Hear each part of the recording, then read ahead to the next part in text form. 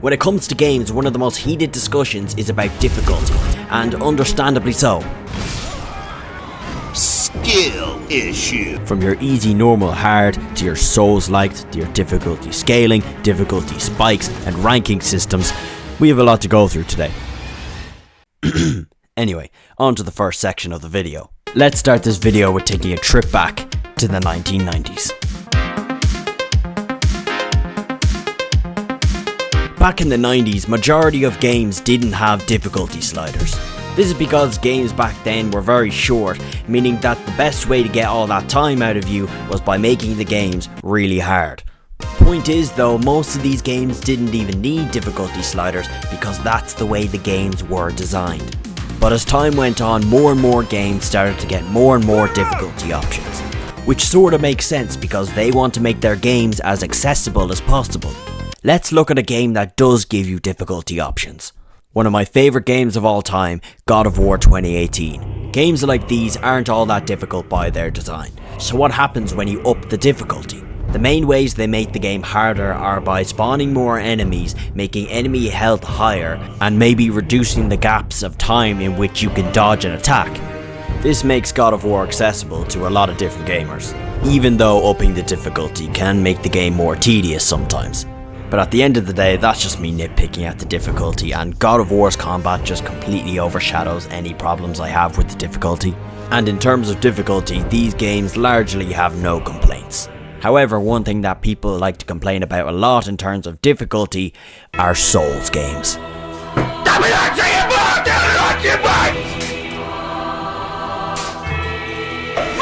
Call it, you piece of shit! Souls games are notorious for being some of the toughest games out there, whether they're made by From Software or not. Seriously, these games will challenge your mental capacity to not demolish your controller. But with this difficulty comes a lot of complaints. People have been asking From Software to add an easy mode to their game for years. For this, let's pick out a Souls game that I'm playing at the moment. Nioh. For those of you who don't know what Nioh is, it's basically a game about an Irish pirate who turns into a samurai.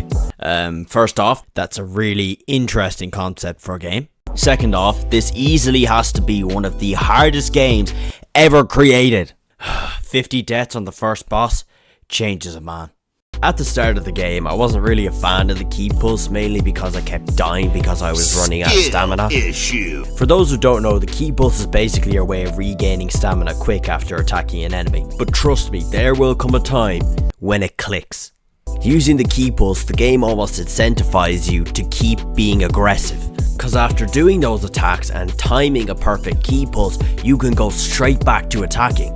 And once you adapt to this, the game becomes a lot more fun, but unfortunately it doesn't make the game any easier. If all games had a general scale for difficulty, I'd say Nioh would about be on the stage of, you died, f*** you, try again. But what's my point in saying all this? What I'm trying to say is that games like Nioh are difficult by their core design, and that adding an easy mode would ruin the entire experience. This also wouldn't let you learn the combat system and enemies' attack patterns, which is what partly makes the game fun in the end. And all of this shows that all these third-person action games that rely heavily on their combat can vary a lot in difficulty. Devil May Cry 4 might not be a really hard game, but when you get a B rank at the end of your mission and want to get that A rank, that's when the game becomes difficult. Speaking of ranking systems,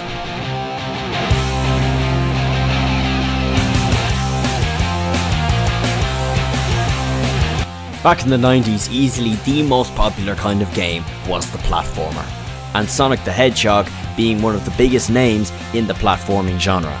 And for those of you who haven't played Sonic before are probably looking at this gameplay and thinking, well, this looks really easy. And you're kind of right. Completing the levels themselves is easy, but where difficulty comes in here is in the form of trying to get an S rank or your best time on a stage.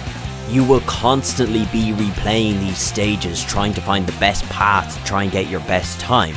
And timing all your jumps and attacks is where the game gets hard. You want that S rank in Sonic Unleashed? Well, you're probably going to have to replay the stage at least 10 times. But what about platformers like Mario and Astrobot? One thing that Mario games do really well is constantly throwing new ideas and puzzles at you. And the same goes for Astrobot. Team Asobi have somehow managed to get a platformer on par with Mario, which is no easy feat. These games often require more thinking on how you're going to approach the next level. Games like Mario Odyssey are the perfect example of this, which I think Video Game Donkey explains perfectly. You have so many options of traversal. You can throw your hat and bounce off it. You can roll down hills like a lunatic. You can triple jump, throw your hat, dive into it, bounce off, throw it again, dive. You can capture a hammer bro, wait for his little bounce, then big bounce, jump out of him, wall jump, dive on top. Look at this wall. If you want to, you can go in the pipe, turn into 8-bit Mario, goof around in here, jump out the top. Or you can just go hey, get on top like that. Odyssey is always indulging the player to play the game in their own way. Now, I haven't played Astrobot yet to know if it allows this kind of freedom or not, but I guess I'll find out when I do. And whether it does or not, the game still looks really good. But for now, I'm going to be sticking to Mario Odyssey. As I said, Mario games are great at always throwing new platforming ideas at you, and then immediately taking them away to move on to the next one. Not that that's necessarily a bad thing. I mean, it's always nice to see a new idea or mechanic introduced. Odyssey's controls and mechanics are so good that it often feels like they're not even put to their full potential, which is why I also think we need a Mario Odyssey 2. In my opinion, the difficulty varies on how experienced you are with Mario games or platformers in general. Nintendo have perfected Mario's controls to the point where most, if not all, mistakes you make are down to you and not some jankiness in the game. Odyssey will always be quickly moving on to its next idea. And as I said, the reason we need a sequel is because it doesn't feel like Odyssey fully embraces what its mechanics are capable of. But let's say you're looking for a platformer with a bit more of a challenge. Now I just have one more platformer I quickly want to talk about. Celeste is a platformer that revolves around 3 moves: jumping, climbing, and dashing.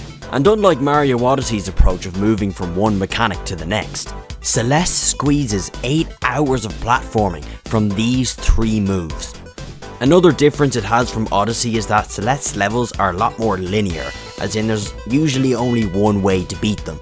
But that's not a bad thing, because most sections in Celeste often require a lot of trial and error and thinking about how to approach the section. Constantly dying trying to learn the levels and mechanics is made a lot more bearable by the fact that you respawn immediately after dying. But trust me, by the end of this game you will have thousands of deaths. All of this is what eventually made Celeste a 2018 Game of the Year contender.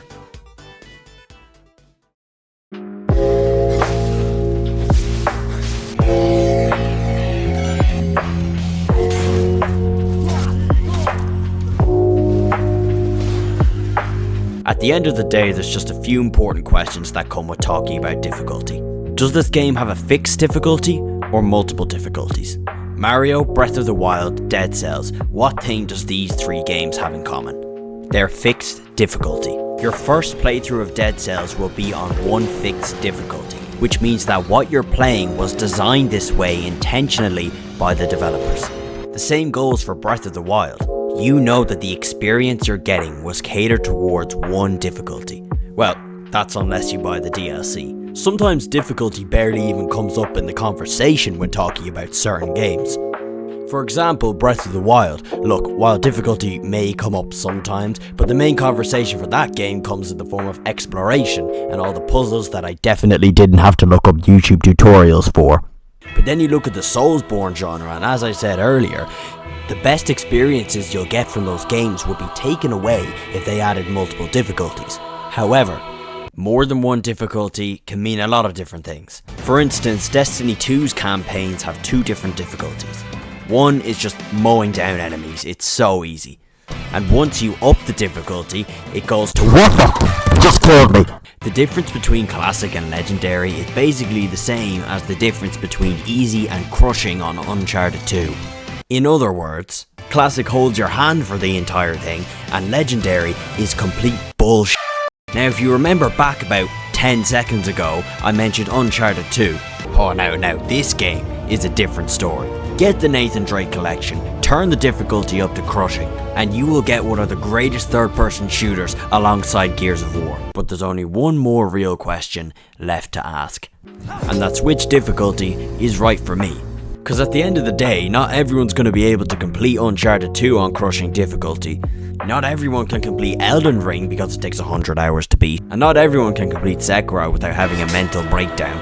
Anyway, 11 minutes talking about difficulties about to make me crash out, so like and subscribe, I guess.